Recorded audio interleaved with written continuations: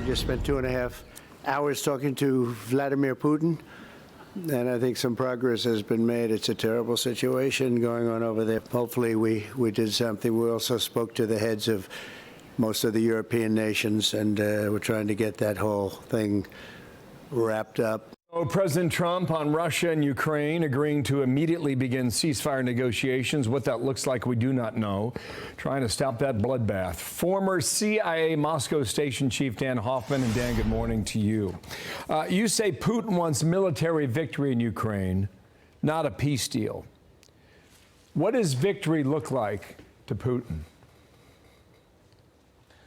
Yeah, so look, Ukraine has agreed to a 30-day ceasefire, and that's something that Putin refuses to agree to. He has said that Russia will work on a memorandum to consider all the issues related to a potential peace deal, but his own press spokesman, Dmitry Peskov, says that the time for that memorandum to write it is undefinable. It could last quite some time. That, coupled with Russia's ongoing military attacks, including the massive drone strikes, over 100 of them last night, indicate that Putin has no desire to stop the war that he started over 3 years ago. For him, military victory means toppling the government in Kyiv. That's been his strategic objective from the very beginning. He's happy to have negotiations or discussions with President Trump. It's a way for him to be less diplomatically isolated, and he wants to avoid the secondary sanctions that Senator Lindsey Graham and others have talked about implementing that would also impact Russia's economy negatively.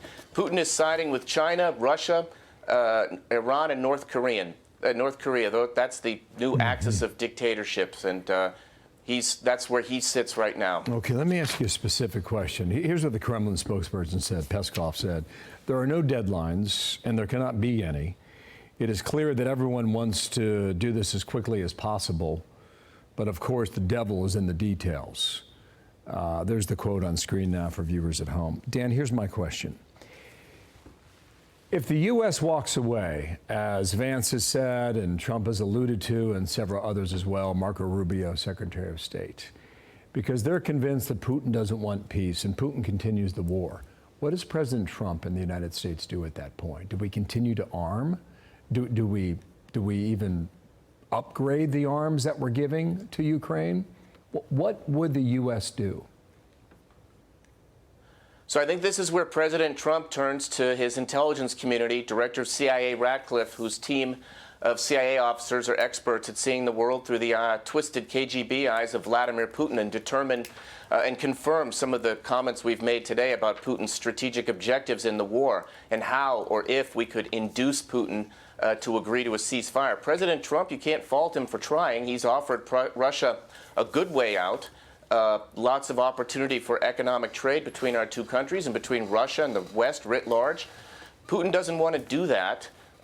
And so the question remains, if the diplomatic avenue is now shut off because of Vladimir Putin alone, not because of Ukraine or the United States, then where do we go from here to bring about a ceasefire?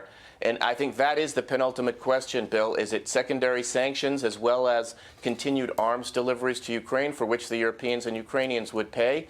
It goes back to the Biden administration not giving Ukraine what they needed before the war began to deter Russia, and then what Ukraine needed in the initial days of the war, which could have ended the conflict much earlier. That's the situation we're stuck in right now, and it makes it more difficult. Okay, I got a minute left.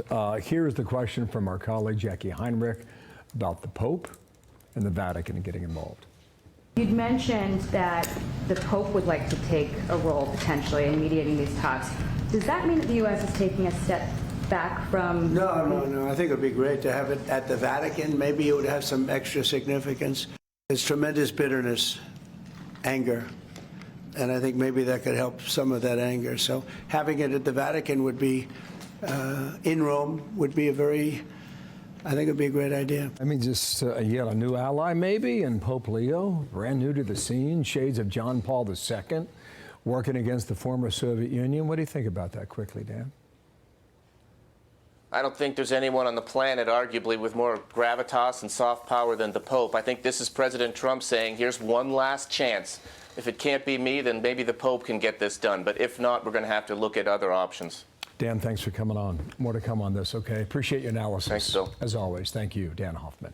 I'm Steve Doocy. I'm Brian Kilmeade. And I'm Ainsley Earhart. And click here to subscribe to the Fox News YouTube page to catch our hottest interviews and most compelling analysis.